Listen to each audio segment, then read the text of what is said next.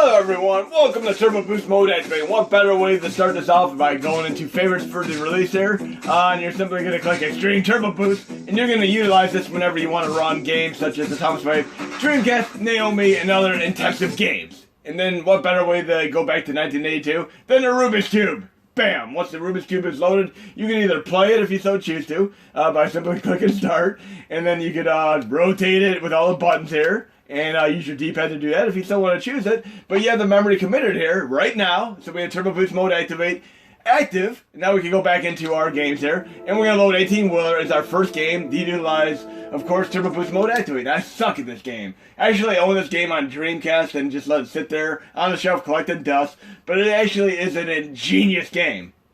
Like, one of the cool bonus stages, and of course, Stunt Race FX, the FX chip game on Super Nintendo, is the game stage with the semi-truck, and I remember how hard it was to control, and this is no different. This takes precision to really get used to the nuances of the control. I give tremendous props to anybody who drives semis, 18-wheelers in real life, and way back then when this game was out, they were much harder to drive. I mean, you pretty much hurt your hip over time. For any of those who drive trucks, you know what I'm talking about. Nowadays, it is a lot easier than back then. I mean, back then, you really put some damage on your hips and other such body parts.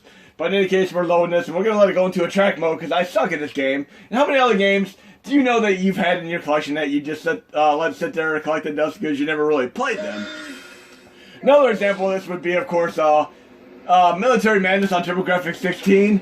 And I remember just trying the game out for a moment. I'm like, no, I'm not into this at all. And then a couple years later, I got into it. And, of course, it made me branch off into playing stuff like, of course, Shannon Force 2, and etc. I mean, I love turn-based strategy games now, but I didn't like them back then. But you can see, this is pretty much how the game is going to run if you play it legitimately here. This performance is way better. It's not a slideshow anymore like it used to be. The one caveat is that there are graphical glitches. The heads-up display is completely missing, so you cannot see your countdown timer, but the announcer will tell you when you're about to run out of time. But look how amazing this is running compared to the slideshow mode activate before. This is so beautiful! Oh yeah! But any of you who are veterans to this, I mean, let me know what you think as far as like how I can better get good at this game. And imagine if this was like a maximum overdrive style game with, of course, Emilio Estevez, you know, based off of the Stephen King story and such. I'm going to do Turbo Boost Mode Activate here. Here we go. And sorry for that little screech in there. That happens when the displacement of the memory happens occasionally. We got the Rubik's Cube, so we're back in here. And we're going to go back to the playlist there. And we're going to do Border Down. We're going to do a shmup right now with Turbo Boost Mode Activate. And turn the volume down just a little bit on this one. And this is another game that used to run like a slideshow in the past. You'll see for yourself right now it's running considerably better than ever before. So far, 18-wheeler is running fantastic. I mean, if I have a little bit of time, I might reload the game and try to see if I can get to the first checkpoint. But I am pretty bad at the game. And let me know what other games you've had that you haven't really played that have been sitting there collecting dust. I mean, even like the one game, the nefarious driver game on, of course, PlayStation 1, which had tremendous issues with the tutorial stage. And those of you, I'd say probably like 65% of people probably never even made it past the tutorial to get into the game. I mean, it is tough. I remember taking me probably like a good 14 minutes non-stop retry until I was able to beat it. But I can imagine it just being absolutely grueling. It drove me crazy. But once you get into the gist of the normal gameplay, it is absolutely awesome. I just wish they made it where you could disable that. It's just annoying. It's being forced to watch cinema screens and stuff like Metroid Other M and Metal Gear Solid 4, 5, etc. I'm going to go to, no, I don't want that mode. That's too easy. Okay. We're going to go to the KMFD Maniac mode. Well, KMFD Maniac mode here. See how we can play this. Awesome. Love that, raster style graphics there. Oh yeah, this is running way better than before. I guesstimate this to be at about 40 frames per second, which is quite playable. Very cool. Kind of reminds me of like a Polestar style game. Let's continue. What happened? There we go. Soylent Green? No. Imagine if there was a Soylent Green game. That'd be so weird. That was one of them earlier movies that just had a a twist that you didn't really see coming. And you ever notice the filter in that movie? The entire backdrop to the movie had kind of a green hue. It was so strange. And if you ever watch movies, you actually notice that they actually project moods in movies simply by the filters they use. I mean, obviously, like Eternal Sunshine of the Spotless Mind has like a grim filter. In other movies, like I'm trying to think of like another movie that would have like a filter that would really stand out. I mean, Titanic had filters. And there are some movies that had really, really vibrant filters. Like, think of something like Edward Scissorhands, which had a really, really, like, bold, vibrant, beautiful filter. And then later on at the tail end of the movie, it kind of took it more into a Gothic-style filter. And those of you who actually have ever worked in any kind of movies, I'd love to know your little input on that type of thing. How the filters are used within the context of those movies. My wife has got into camera work and stuff, and she really told me about a lot of these, and she points them out to me when we're watching. Oh no, I'm screwed!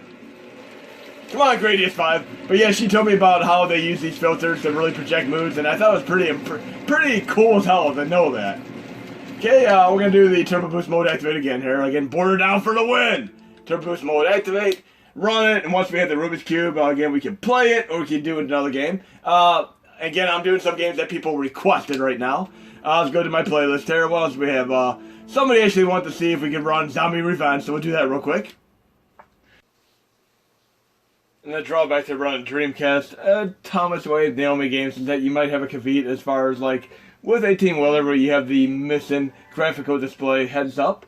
And of course, games like Cannon Spike, Zero Gunner 2, and even Dynamite Cop have epileptic inducing seizure causing graphical glitches on the Mega Drive, SNES, and NES Classics, so I'd recommend running them elsewhere. But I believe last time I tested this a while back, it had a flaw as well. Let's see if I can remember what it was when I start playing this in a moment here. There was at least one caveat to this game from what I remember.